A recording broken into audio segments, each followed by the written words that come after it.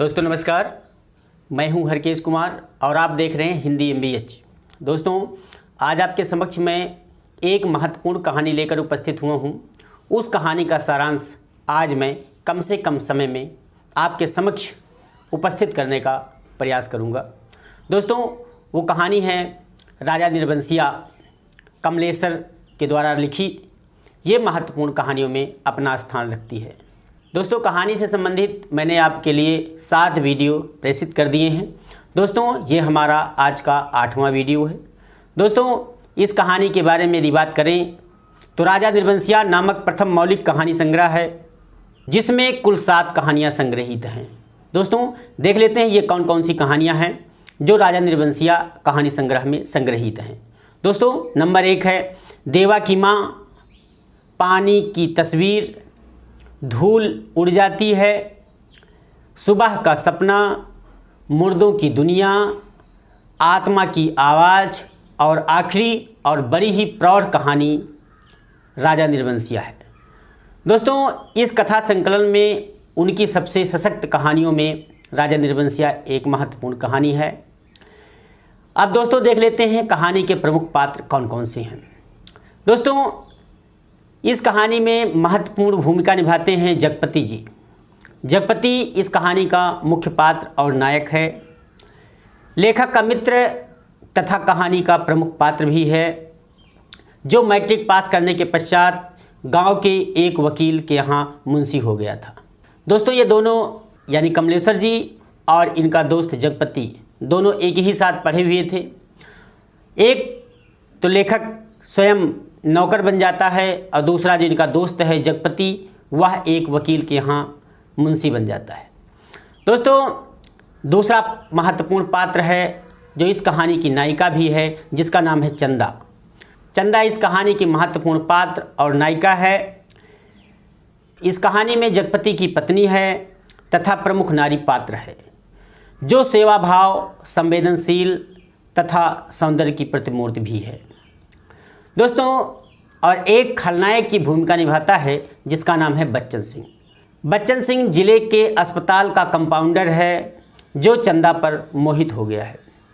दोस्तों इस कहानी में अन्य पात्रों की यदि बात करें तो पौराणिक पात्र राजा, रानी तथा उनके 2 पुत्र हैं।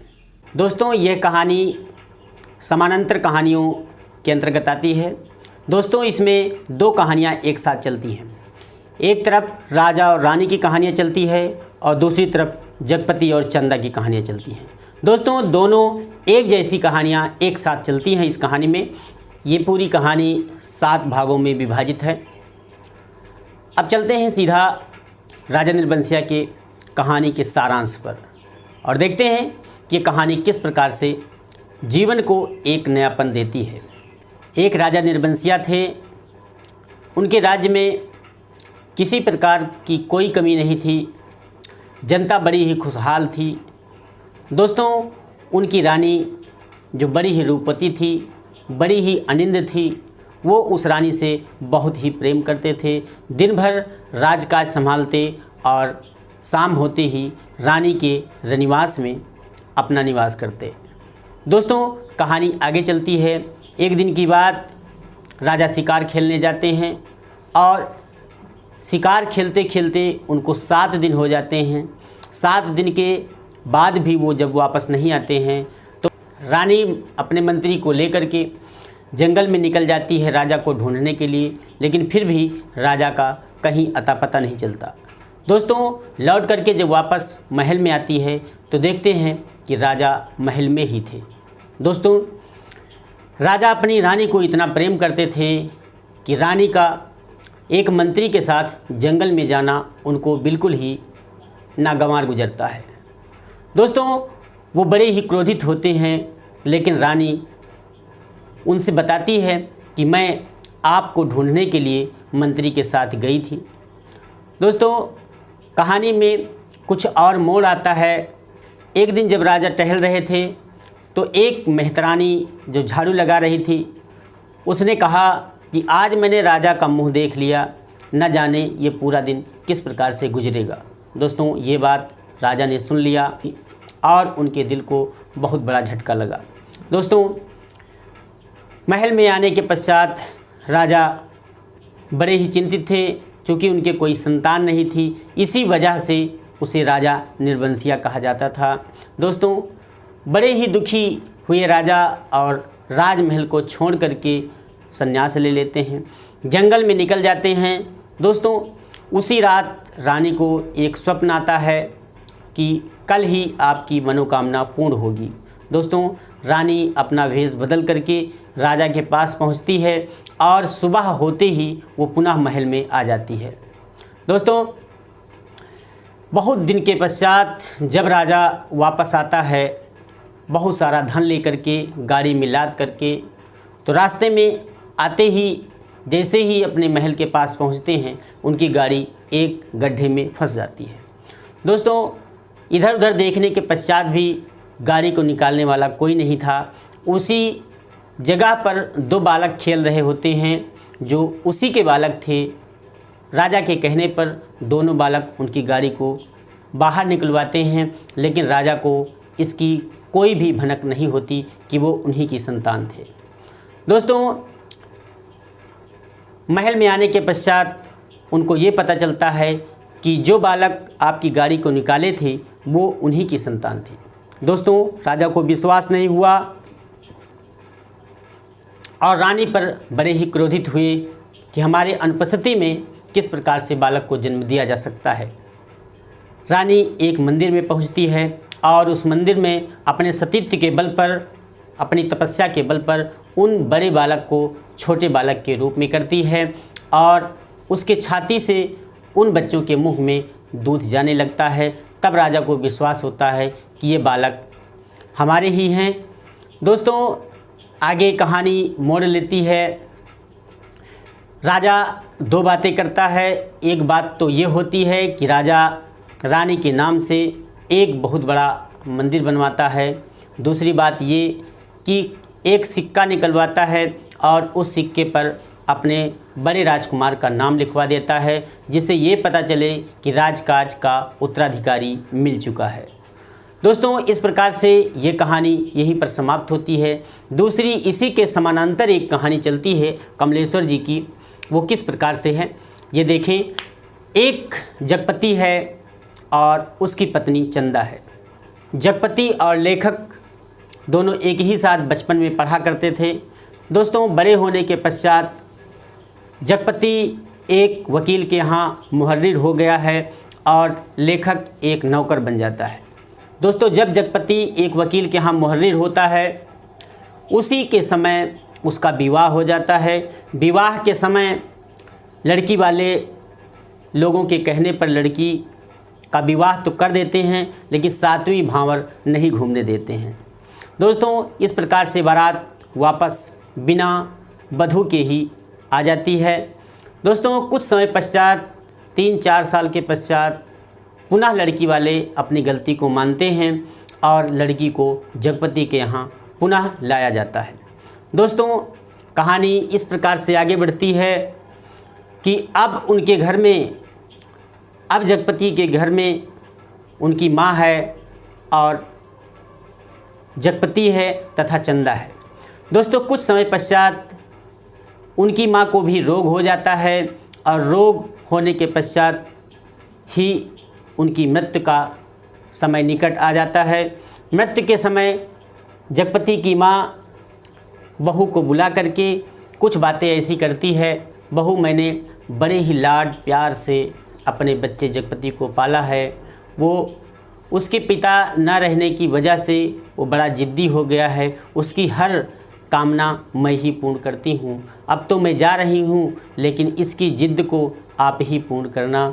अब आपके सिवा इसका कोई नहीं है। उसकी माँ ये कहते कहते पूरे घर की चाबी उसके हाथ में दे देती है और हमेशा के लिए काल के गाल में समा जाती है। दोस्तों, जगपति चंदा अब अपना जीवन बहुत अच्छे ढंग से व्यतीत करने लगते हैं। एक समय आता है कि जगपति के रिश्तेदारों के यहाँ शादी है। जगपति 10 दिन के लिए उन रिश्तेदारों के यहाँ शादी में जाना चाहता है। 5-6 दिन के पश्चात जब शादी हो जाती है तो दूसरे दिन वो तैयार होता है अपने घर आने को, लेकिन सोचता है कि आज रात यहीं पर काट लूँ, सुबह होते ही मैं अपने घर की तरफ पलायन कर दूंगा। लेकिन होना कुछ दूसरा ही था।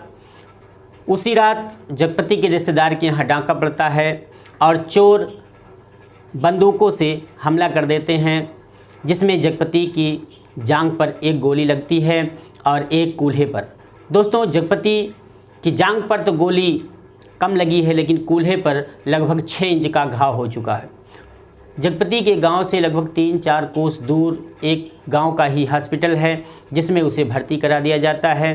दोस्तों, चंदा को जब ये पता चलता है कि उनके रिश्तेदारों के यहाँ डाका पड़ा और जगपति उसमें घायल हो गया है, तो जगपति को देखने के लिए चंदा वहाँ पर पहुँचती है और जगपति के घाव को देख करके चंदा बहुत परेशान हो जाती है और उस स्थिति में उसके घर में दवा के लिए कोई पैसे नहीं होते हैं।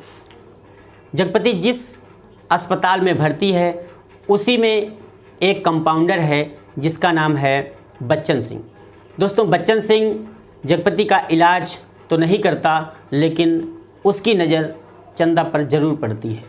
दोस्तों, वो हर हाल में चंदा को प्राप्त करना चाहता है, उसके रूप पर वो मोहित हो गया है। दोस्तों, जगपति के बारे में कंपाउंडर चंदा से कहता है इसका घाव बहुत ही गहरा है और इतनी जल्दी इसका घाव पूर्ण नहीं होगा। दोस्तों, ये बात कह करके कंपाउंडर चुप हो जाता है और चंदा परेशान हो जाती है कि इनके घाव को किस प्रकार से बिना पैसे के ही पूर्ण किया जाए।